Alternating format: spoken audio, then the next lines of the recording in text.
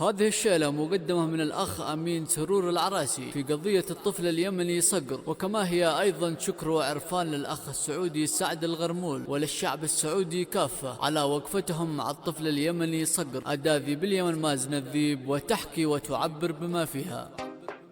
كالحروف الجزاي الخط يجزى المعاني وامزج حبر قفاني من المسك والعمن من العراسي السهل اليماني حيه المملكة أرض المروات والجد. وانت يا صقر فيها قد كسبت الرهاني في ظهرك ودمعك ساكب فوق الخدود. يشهد الله يا صقر اليمن ما كفاني كالكلني ونهدت على شوفك رعد. وانت يا سعد يا الغرمول دمك يماني واليمن سعودي وانتهى الفخر يسعد السعودي يا العظمى جزيل امتناني صانع الجمايل والوفا من زمنه. سعد يا ولد غرمول مسكنك في كياني يا حزام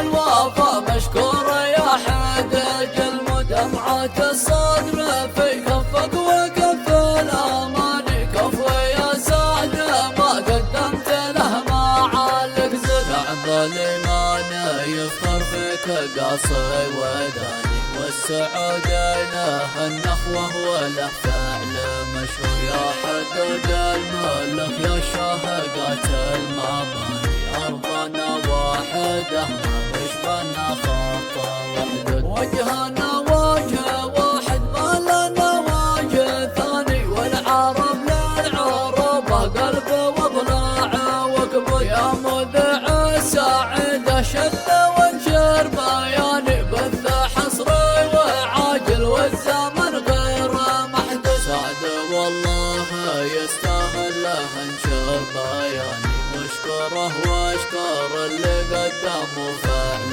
وجهه. يا دقايق وساعات الزمن والثواني الجمايل وصية والوفا دين مردود.